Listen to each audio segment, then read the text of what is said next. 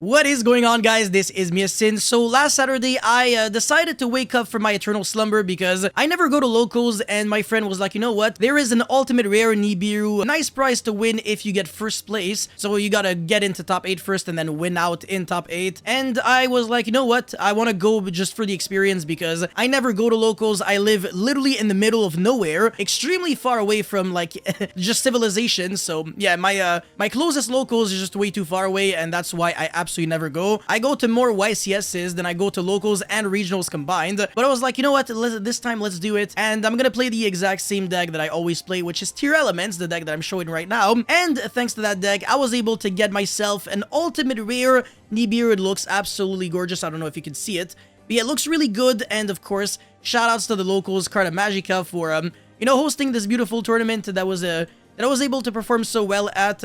Yeah, really grateful for everything. Shoutouts to everyone I played, shoutouts to everyone who was there.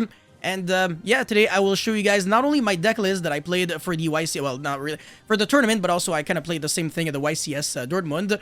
But also, I will be showing kind of like an improved version of what I will be changing moving forward, because even though I went 8-0 undefeated with this deck list, this deck is far from perfect. Actually, it's very wrong, and I realized a bunch of mistakes with it before the YCS, actually, which was like last week. So yeah, in other words, yeah, there's a lot to work on.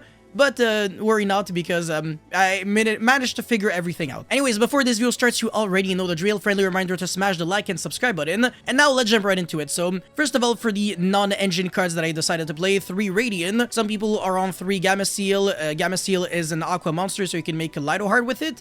But I do play Danger Nessie, which is my Aqua, so Radiant being the Dark that isn't Aqua, so that I can summon Mudragon of the Swamp with it, definitely made sense. But I just don't really like Radiant. I don't really like Triple Tactic Talents either. I just don't like non-engine cards. I would probably focus on just playing more gas in the deck so that you just never break, because most of my losses usually are just due to breaking. And sometimes, like, I would have the board breaker, but my hand would be so ass that I would still lose going second because I can't really do anything else. So yeah, 1 Fenrir. So the difference between this locals and the YCS is that the YCS I played 2 Radiant and 2 Fenrir. But yeah, I had to borrow the second Fenrir from my boy Chris. Shoutouts to you, by the way. So yeah, that's why I didn't have it for the locals.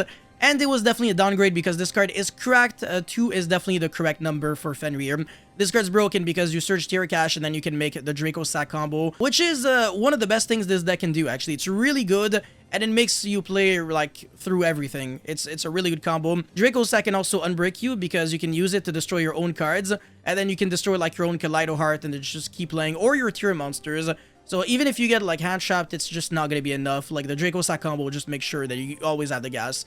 But yeah, so that's it. And then 3 Tier Cash, obviously, 3 Danger Nessie with 1 Mothman. I don't know if I really like this ratio too much. I think 2 Nessie, 2 Mothman might be better, or 2 Nessie, 1 Mothman. I kept drawing, like, Nessie and Mothman, and then my Nessie would get sniped, and then it wouldn't be able to search, and then it would just be, like, awful. But Nessie being a level 7, again, is really, really good.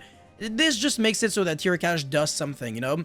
So yeah, it's just a card that you have to play, and Mothman, obviously, it's the best card to search off of Nessie, because at least if it gets discarded, you can use it like a good effect, but in the mirror match, it's really bad. Like, you don't want to use this effect, if anything, so you're not trying to get sniped on the Mothman in the mirror, but the other matchups, it's not the end of the world.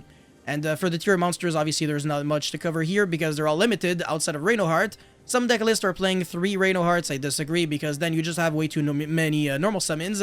And it's not even like the old days where at least it got to get Kalos and then you get to play. So this card's way worse now.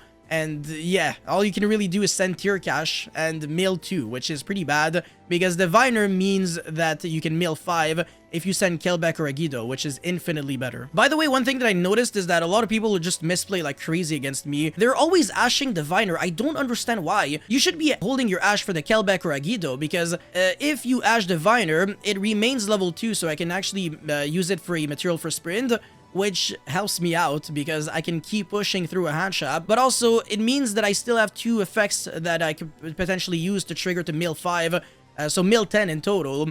Whereas if you ash one of the 2 that I mill, then I can only mill a maximum of 5 with the other Ishizu, and that's it. So yeah, ashing Diviner is not correct. You hold your ash for Kelbeck or Agido.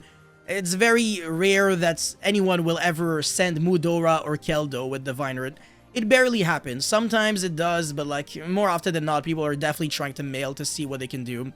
But yeah, and then obviously these Shizu monsters, I maxed them out, but I'll be honest with you, like sometimes the shufflers, they just seem really bad because they're always a part of like your really awful hands. And I actually consider just not playing them at all and only playing Agido and Kelbeck. It depends, like it's up to you, but like you can side them out actually, like depending on the matchup, like against Flunderies, for example, or decks that just don't care about the grave. These cards are bricks, like 100%, so you just side them out. They absolutely do nothing. Anyways, 3 King of the Swamp with 1 Polymerization, biggest regret, this is not good. I am very well aware of trends in Yu-Gi-Oh! I am well aware of the fact that Jesse came up with a build that doesn't play King of the Swamp, and a lot of people net decked it, and a lot of people think that it's broken, because Jesse came out with it, and Jesse is really good at deck building, really good at Yu-Gi-Oh, but it still doesn't change the fact that no King of the Swamp doesn't really feel right. Like, obviously, 3 King of the Swamp with 1 Polymerization also doesn't feel right. But I managed to find a solution to this with Hani, so shoutouts to you, my man, if you're watching this.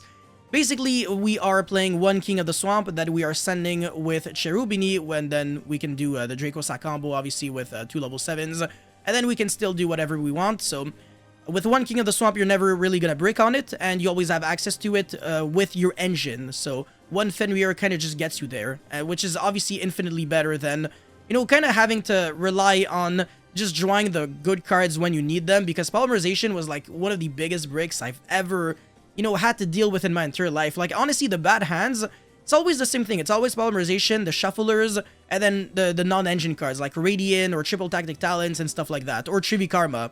These are like the garbage hands that I always draw for some reason.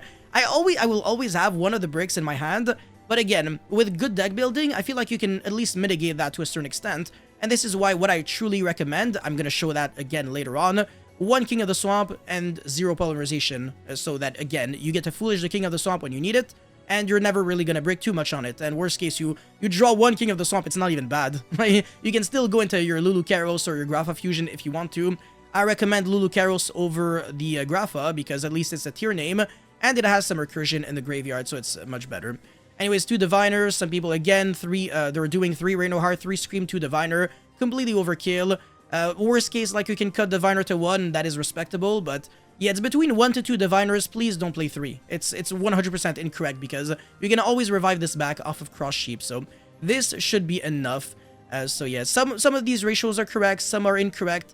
Again, it's my deck list, but I disagree with a lot of things that I've done myself.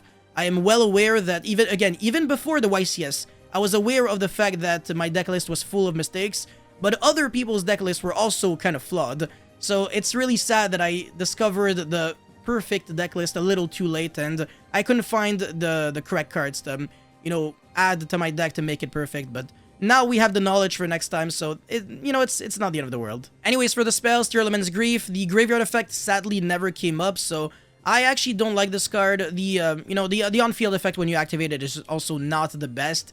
It's not garbage, but it's a little disappointing. I mean, this card underperformed for me. And then 1 Foolish Goods, this card made me actually get knocked out of YCS Dortmund, because it's my fault, to be honest, because I sided out Trivi Karma going second, and I kept in the Foolish Goods because I was like, okay, even without Trivi Karma, I can still send like a Solic, and my odds of being able to play should be, you know, high, because at least it's kind of like a 1-card starter, I can, in a way. So I was like, okay, I'm gonna do that, because it's so, the odds are so slim for me to draw Foolish Goods and double Solic, and you already know what happened. Yeah, going second, I drew Foolish Goods and the 2 Solics, so my Foolish Goods couldn't send anything. So it's extremely unfortunate. The odds are like minuscule. Like, this is a 1-of, and I drew 2 2-ofs. So yeah, my Foolish Goods basically had no more targets, and I didn't have a good enough hand to play through a board going second. And if this was like anything else, I might have had it, but again, like, yeah, there's no reason to like dwell in the past, you know. What happened in the past is in the past. Like, we can move forward, and yeah, now I know that Foolish Goods is only truly good to send Trivi Karma. It's not really worth it to send the Solic, because you can probably mill it like naturally in your combo, and you can also send it to the graveyard with the Kaleido Heart. So more often than not, you're only really sending Trivi Karma. to be fair, you can actually remove the Foolish Goods. It's just like an extra consistency card if you need it. But it's a one of at max. Please, for the love of God, do not play 3 Foolish Goods. It is so incredibly wrong. Anyways, when terraforming, the main appeal to terraforming in this deck is that you get to search either the Rythsos or the Perlarino. Rythsos, of course, getting you to your Kashtira Fenrir or Tearlaments Kashtira, so this card's really good. Set Rotation was another card I considered because it allows Polymerization to actually do something on turn 1, so you can go into Garden Chimera and then destroy the field spell that you gave to your opponent and then draw a card, which is fine, but I mean, it's again, like, Polymerization is bad. Like, we're not trying to make bad cards, just a little less garbage. It's just not the way to go. Just don't play this card overall. And then, yeah, Foolish Burial, great card. I mean, it's just an extender. Usually, it's not really a starter, but sometimes you can go, like, on an empty board, Foolish, and then send an Ishizu, and then you can fuse, and your opponent can't hit you with a Bestiole because you got no monsters on the field. People keep forgetting that little detail. They think that Bestioles are kind of like DD Crows, where you can always use them. They are only quick effects when your opponent doesn't control a monster on the field, so very important thing to know. In the mirror match or against any Bestiole-based strategy or something, you're always trying to go Redoer first, and then Detach, and then summon Lulukeros, and then you play from there. So again, this is another one of those reasons why King of the Swamp is so good, because it allows you to always kind of navigate your way around, you know, Nibiru or Bestioles and stuff like that. When you're not playing King of the Swamp, I just feel like your deck doesn't do enough. That's my issue. Or it's just, like, not resilient enough. Maybe I'm wrong, but whatever. Anyways, Heartbeats, double Scream. Please don't play 3 Screams and only 2 Reino Heart. Like, you might as well commit at this point. And then, yeah, 4 Field Spells, 1 Trivia Karma, 2 Solic. I didn't want to main deck Meta Noise. I actually don't think it's good. It was only really good in Kashtira format because you could Book of Moon their summon and then they don't really do much. But now it's actually way worse. Like, you're only truly playing it for the Grave Effect, which is not worth it in my opinion. Anyways, for the extra deck, the Graph of Fusion, pretty good. But remember that it only negates normal spells or trap cards and then monster effects. It negates and then it transforms the effect into your opponent discards 1 card. So actually, yeah, it doesn't really negate, but it kind of does in a way, yeah, if you understand what I'm trying to say.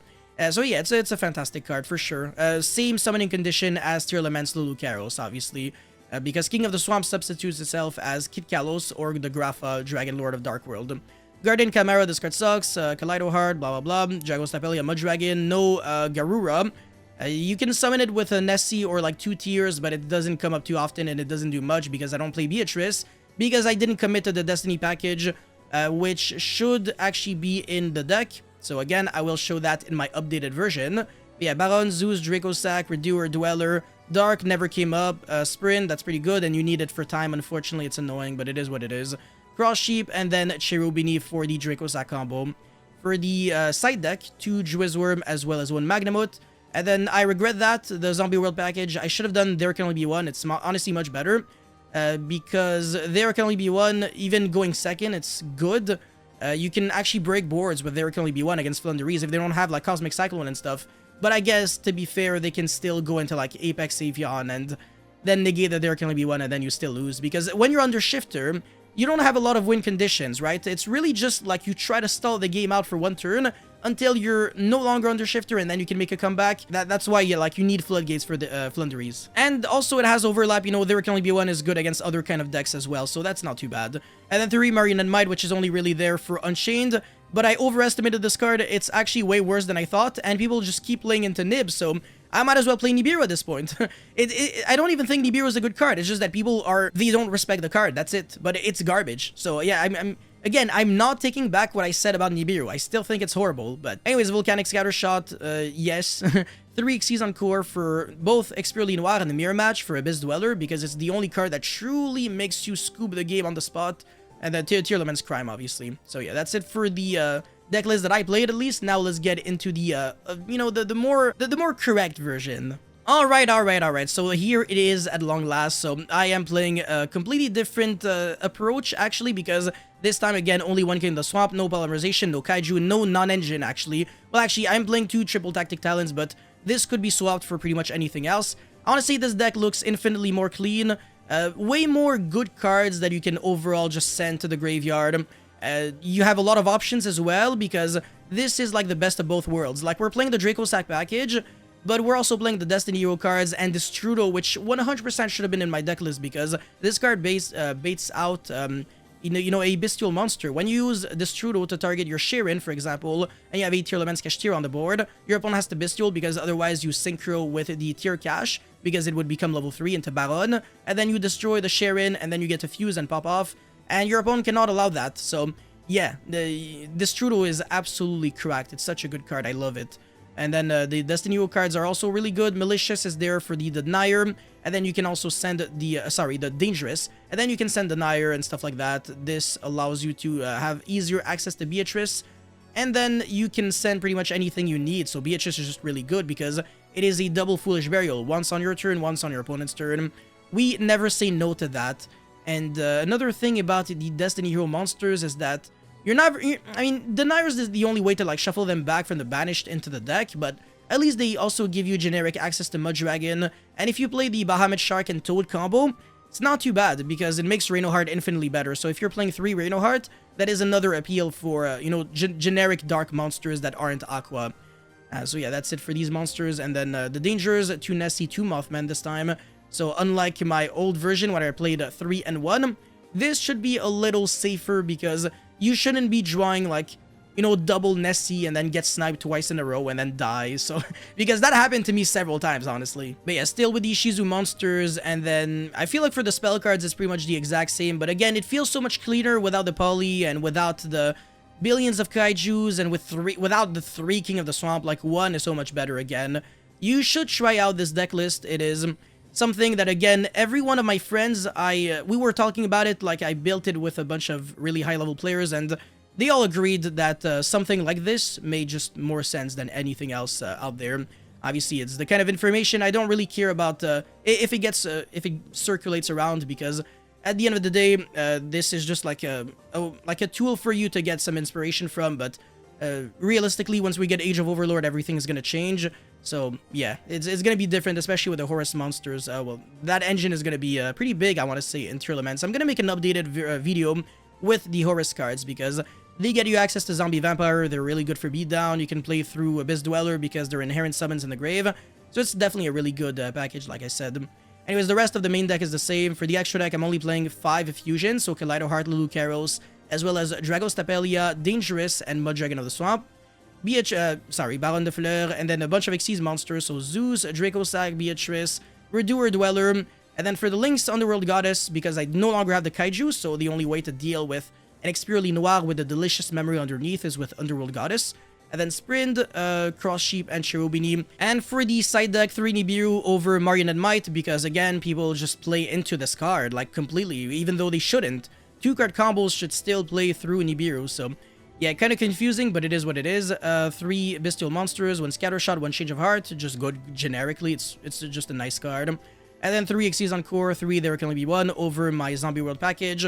Like I said, the Zombie World package is just a little less good going second. There Can Only Be One at least can break big boards. Again, if your opponent doesn't have a back row removal, because if he does, then you lose anyways. And then the Crime for the Omni Negate, and this card can also help you recover through, some Bestials or DD Crows hitting your Tearlaments monsters. So yeah, anyways, that's it for this video, guys. Thank you so much for watching. Don't forget to like and subscribe. Let me know your thoughts about Tearlaments overall in the comment section below, and I'll see you guys very soon. Peace.